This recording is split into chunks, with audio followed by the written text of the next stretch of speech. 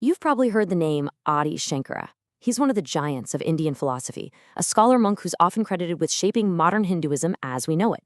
But his story, well, it's a fascinating puzzle. It's this incredible blend of epic legend and some pretty deep historical mystery. So today, we're going to peel back those layers of myth to find the real man and the incredibly powerful ideas that he left behind. All right, so let's start with the story that almost everybody thinks they know. This is the larger-than-life, epic movie version of Shankara, the divine hero. So, according to the traditional stories, Shankara wasn't just any kid. He was a child prodigy born in Kerala.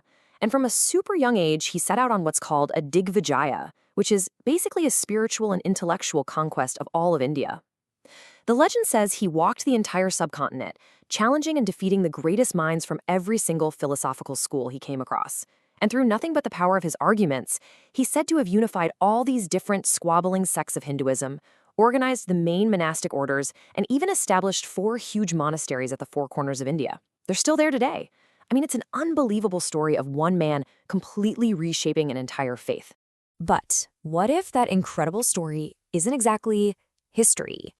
See, when you turn away from the legends and start looking at the actual historical record, a very different and much more mysterious picture of Shankara starts to take shape. And this right here really gets to the heart of the whole problem. Modern scholars are pretty much all in agreement. Even with his massive reputation today, solid, reliable facts about Shankara's actual life are just incredibly hard to find. Those grand stories about him, turns out they were all written hundreds, sometimes even 1,000 years after he lived. And check this out, because this just shows you how big the mystery is. The monastic traditions that Shankara supposedly founded, they place his birth way back around 509 BCE. But modern historical scholarship, they put him in the 8th century CE. That's a gap of over 1,200 years. We're not talking about a small mix-up here. This points to 2 completely different stories about who this guy even was. And get this, for hundreds of years after he died, Shankara was, well, he was practically a nobody.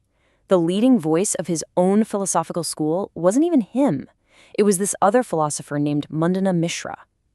And think about it. If Shankara really was this legendary debate champion who crushed everyone, isn't it a little weird that none of his rivals, like the Buddhists or the Jains, ever even bothered to mention him in their own texts?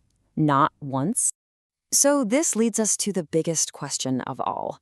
If the historical Shankara was a pretty obscure philosopher for centuries, then who created the legendary folk hero we all know today?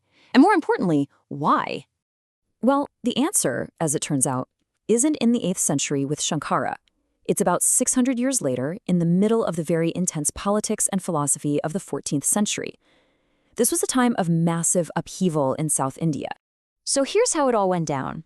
In the 14th century, you have the powerful Vijayanagara Empire, and they're looking for a powerful unifying Hindu symbol to rally behind against the Delhi Sultanate. A brilliant minister named Vidyaranya finds the perfect candidate, the philosopher Shankara. He and his followers essentially gave Shankara a massive PR makeover. They commissioned these epic biographies that transformed the obscure thinker into a divine hero who had single-handedly conquered India for Hinduism. This new, legendary Shankara became a powerful symbol, and by building up monasteries in his name, Vidyaranya basically cemented this brand new myth right into the historical landscape. Okay, so now that we've kind of pulled apart the political legend from the historical man, we can finally ask the really important question. What was Shankara's actual, lasting contribution? What was his core idea? The idea that was so potent that it could be used to inspire an entire empire hundreds of years later.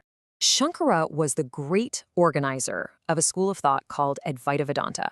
Now, that word Advaita, it literally means not to, non-duality. And at its core is this absolutely radical idea that despite this entire world of differences we see all around us, ultimate reality is actually just one single, undivided whole. His most famous teaching really boils down to this. The Atman, that's your deepest individual self, right? The awareness that's watching your thoughts, is completely 100% identical to Brahman, which is the ultimate reality of the entire universe. They aren't 2 separate things that are just connected. They are one. And this whole profound, mind-bending philosophy is famously captured in one of the great sentences from the ancient Upanishads.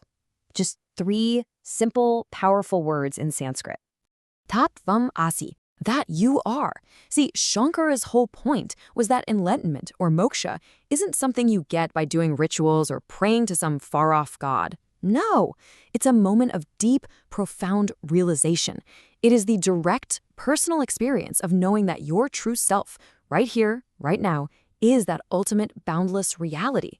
You are not a drop in the ocean. You are the entire ocean in a single drop. So let's bring these two different threads back together. On one hand, you have the historical man, a brilliant philosopher with a truly radical idea. And on the other, you have the legend, this divine hero created for very specific political and religious reasons. So how do these two things come together to form his legacy today? And here's the great irony of it all. The historical Shankara, he was really a philosopher's philosopher. But the legendary Shankara became this massive cultural icon, a symbol of Hindu unity. And it was this powerful myth, created so long after his death, that acted as the perfect vehicle to carry his deep philosophy to every corner of India. It's what made Advaita Vedanta one of the most influential schools of thought in the nation's history. And today, the man and the myth have basically become one and the same, a figure revered by millions all over the world. And that leaves us with one last really fascinating question to think about. You could argue that the legend was just as important as the philosophy itself for Shankara's influence.